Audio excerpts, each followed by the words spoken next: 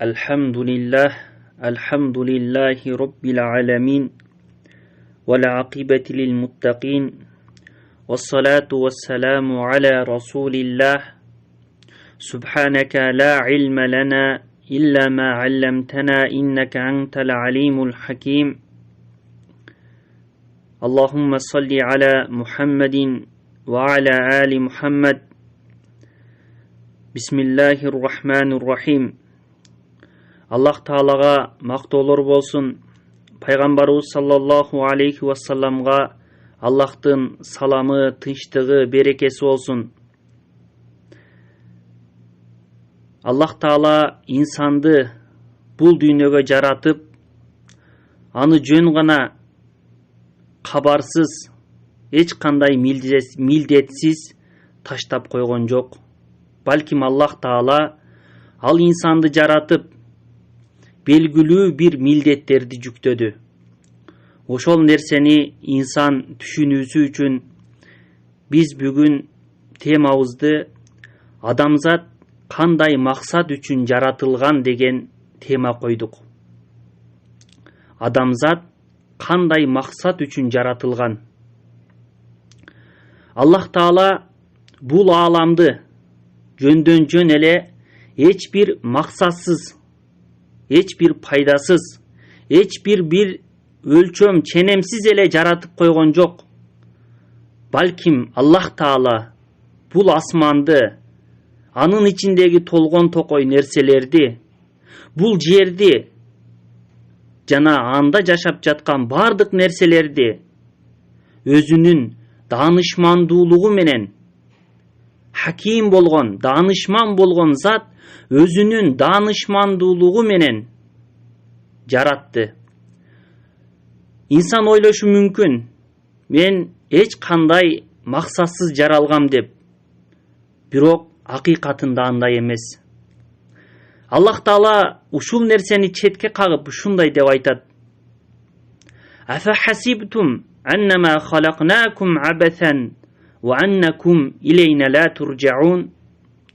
Же биз силерди бекер эле тамаша кылып жараттык жана силер биздин алдыбызга кайтарылбайбыз деп ойлойсуңарбы дейт. Аллах Таала ушундай деп инсанга кайрылып жатат.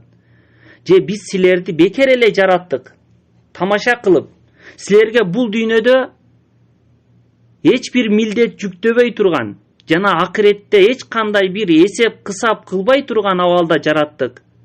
Жана силер биздин алдыбызга кайтарылбайбыз деп ойлойсуңарбы деп Аллах Таала айтып жатат.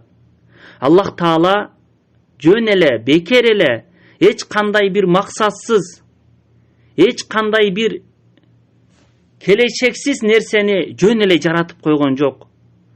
Балким Аллах Таала инсанды белгилүү чоң бир максат үчүн жаратты. Инсан бул дүйнөдө жашап жатышынан чоң бир максат бар. Жөн гана ичип жеп, жыргалчылыктарга батып, бул дүйнөнүн ар кандай жакшылыктарын көрүп эле жашоо эмес. Балким Аллах Таала инсанды белгилүү чоң бир максат үчүн жараткан. Имам Шафи айткандай, ла я'муру ва ла янха.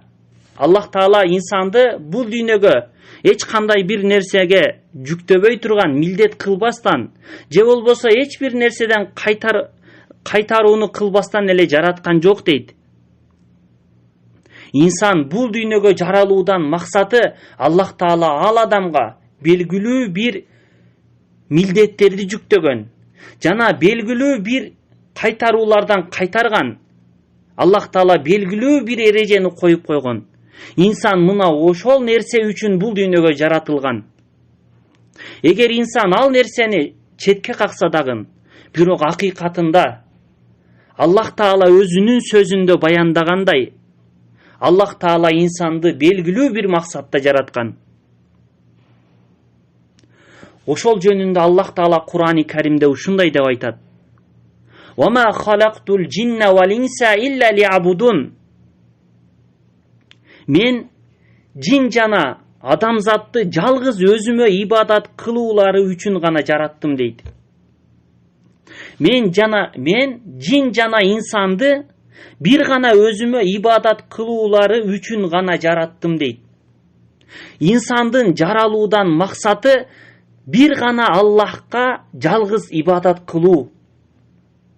Балким инсандын эле эмес, балким инсан жана жиндер дагы ушул нерсеге буйрулган. Биз көрүп жаткан бардык инсандар жана биз көрбөгөн, кайып болгон жиндер дагы мына ушул нерсеге буйрулган. Мына ушул нерсени аткаруулары алардын үстүндөгү милдети. Кандай эле биздин милдетибиз Аллахтын жалгыз өзүнө ибадат кылуу болгон сыяктуу, жиндер дагы мына ушул нерсеге буйрулган. Демек, инсан көңүл буруусу керек. Аллах Таала бул аятта ачык айкын айтып жатат. Инсандын жаралуудан максаты жалгыз Аллах Таалага ибадат кылуу. Аллах Тааланы ибадатта жалгыздоо. Мына ушул нерсе инсандын жаралуудагы болгон максаты. Эми кимде ким ушул максатты аткара турган болсо, жаралуудагы максатын түшүнүптүр. Аны билиптир. Ага моюн сунуптур. Ал эми кимде ким ушул нерсени түшүнбөстөн, жаралуудагы максатын түшүнбөстөн башка нерселер менен алек болуп жүргөн болсо, ал бул дүйнөдөгү жашап жаткан негизги нерсесин унутуп коюптур. Бул дүйнөдөгү ал үчүн жүктөлгөн эң чоң бир милдетти унутуп, башка нерселер менен алек болуп кетиптир. Инсан ушул нерсени унутпаш керек. Аллах Таала инсанды жогорку аятта айткандай, жөн эле оюн күлкү тамаша үчүн жараткан жок. Аллах Таала инсанды белгилүү бир максатта жаратты. Ал эң чоң бир максат. Ал Аллах Тааланы жалгыз ибадатта жалгыздоо. Жалгыз болгон, ахад болгон затты Аллах Таала Куранда "Кул ху Аллаху ахад", Мухаммад айткын. Аллаху ахад, сенин Аллахың жалгыз дейт.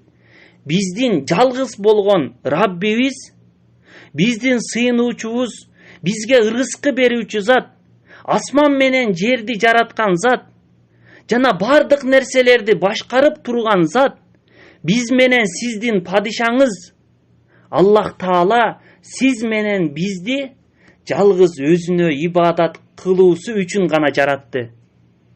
Аллахты жалгыз ибадатта жалгыздоо үчүн, Аллахты ибадатта жалгыздоо үчүн сиз менен бизди жаратты.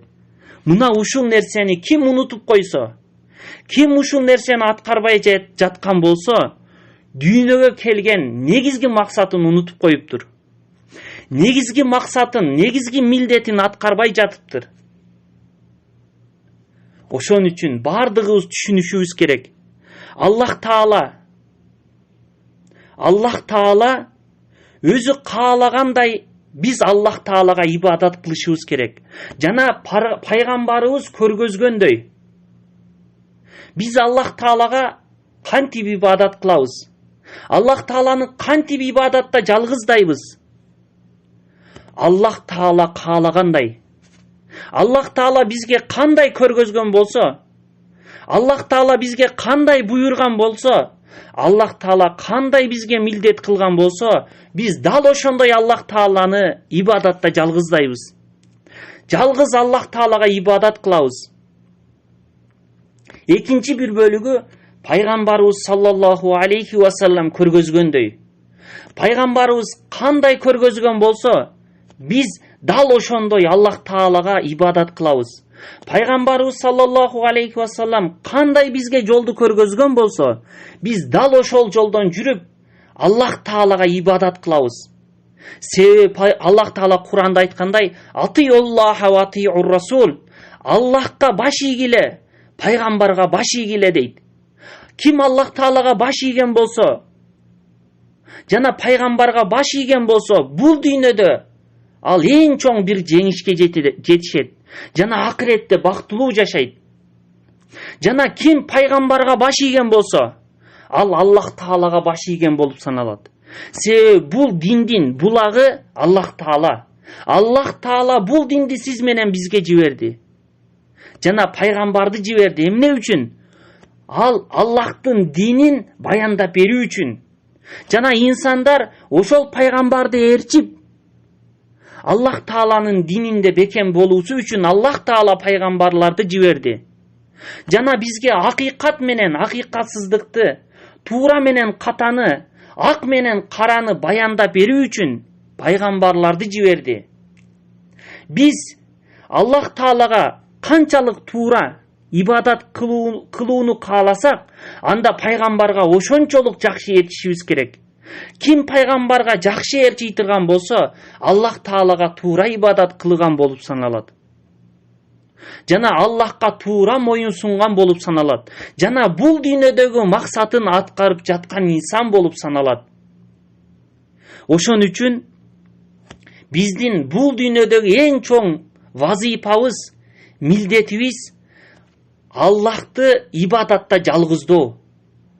Аллах Таалага ибадат эле кылып коюу эмес, жөн эле ибадат эле кылып коюу эмес, мушриктер сыяктуу. Пайгамбарыбыз саллаллаху алейхи вассалам Мекке шаарына пайгамбар болуп жиберилген учурда Мекке мушриктери Аллах Таалага ажылык кылчу. Бирок ажылыктарында бир канча кемчиликтер бар болчу. Бир канча туура эмес нерселер бар болчу. Жана Аллах Таалага дагы ибадат кылып, башка бир буттарга, таштарга дагы ибадат кылып коюшчу. Ошон үчүн Аллах Таала бул жерде баяндап жаткандай, жөн эле Аллахка ибадат кылуу эмес, балким Аллахты ибадатта жалгыздоо. Кайсыл ибадат болбосун, жалгыз Аллах Тааланын өзүнө гана аткаруу. Кайсыл ибадат болбосун, жалгыз Аллахтын өзүнө аткаруу. Мына ушул жаралуудан биздин максатыбыз. Жаралуудагы биздин эң чоң максатыбыз жалгыз Аллах Таалага жалгыздап ибадат кылуу. Эми ибадат деген эмне?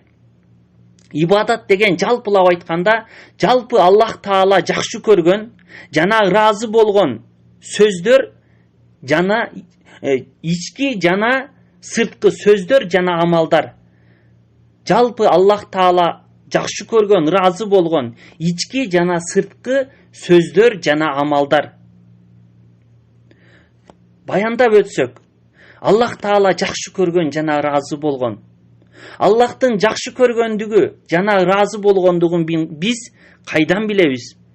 Биз аны Аллах Тааланын китебинен, Курандан жана пайгамбарыбыз саллаллаху алейхи вассаламдын сүннөтүнөн. Эгер Аллах Таала жакшы көргөн болсо, ошону бизге буйрук берген. Аллах Таала жакшы көргөн болсо, ошону пайгамбары аркылуу бизге үйрөткөн.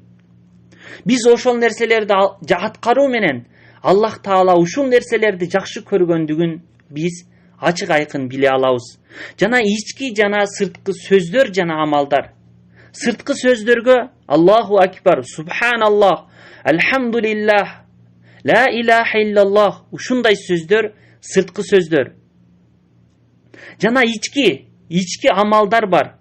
Жана сырткы амалдар. Сырткы амалдарга намаз окуу, ажылык аткаруу, зекет берүү. Ал эми ички амалдарга Аллах Тааладан коркуу, Аллах Таалага үмүт кылуу, Аллах Таалага болгон жакшы көрүү, сүйүү, Аллахка болгон тобокел кылуу, Аллахка болгон коркуу, Аллахтан болгон үмүт кылуу, ушулар ички амалдар болуп саналат. Демек, жалпы ибадаттардын бардыгын жалгыз Аллах Таалага гана аткара турган болсок, биз бул дүйнөдөгү эң сонун максатыбызды түшүнүп жаткан болобуз. Алхамдулиллахи Роббил аламин.